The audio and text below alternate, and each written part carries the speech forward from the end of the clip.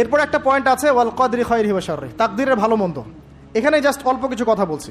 কিছু কিছু বিষয় আছে তাকদীরে যেগুলো কনস্ট্যান্ট ফিক্স, এগুলো কখনো পরিবর্তন হবে না। যেমন জীবন, আপনার মৃত্যু, আপনার হায়াত ইত্যাদি ইত্যাদি। কিছু বিষয় আছে যেগুলো ঝুলন্ত, মুআল্লাকা, এগুলো ভালো কাজ দিয়ে পরিবর্তন হয়, দোয়া দিয়ে পরিবর্তন হয়, নেকির কাজ দিয়ে, তাকওয়া দিয়ে পরিবর্তন হয়। যেমন কেউ যদি আত্মীয়তার সম্পর্ক বজায় রাখে, তার রিজিক বাড়বে, তার হায়াতে বরকত হবে।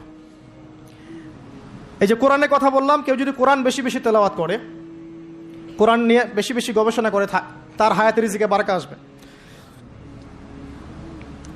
কেউ যদি প্রতিবেশীর খোঁজ খবর নেয়, পিতামাতার সেবা করে, মা না থাকলে খালার সেবা করে, তারও বারাকা আসবে। কেউ যদি বেশি বেশি দোয়া করতে থাকে, আল্লাহর কাছে প্রচুর দোয়া করে, খালি দোয়া আর দোয়ার উপর থাকে, দেখবেন ও বিপদ আপদে কম পড়বে।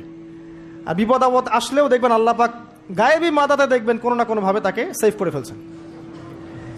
কারণ দোয়া দিয়ে তাকদীর পরিবর্তন হতে পারে। আর কিছু বিষয় কনস্ট্যান্ট, এগুলো পরিবর্তন হবে না। এখানে কিছু মানুষ বলেছে তাকদীর বলতে কিচ্ছু নাই, মানুষ যা করবে তাই পাবে। তাকদীর বলতে কিচ্ছু নাই, মানুষ যা কাজ করবে সেটাই মানুষ পাবে, মানে মানুষের কর্মের স্বাধীনতাই চূড়ান্ত। তাকদীর বলতে আসলে কিছু নাই। এদেরকে বলা হয় কাদারিয়া। কি বলা হয়? কাদারিয়া। নবীজি বলেছেন এরা যদি মারা যায় জানা যায় যাবে না, এরা যদি অসুস্থ হয় দেখতেও যাবে না, এরা হচ্ছে এই উম্মতের মাজুস, অগ্নি পূজারী।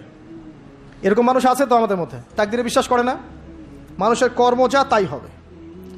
এটা দলিলও আছে আবার কোরআনে, ওয়ালাইসা লিল ইনসানি ইল্লা মা সাআ, মানুষ তার চেষ্টার বাইরে কিছু পাবে না।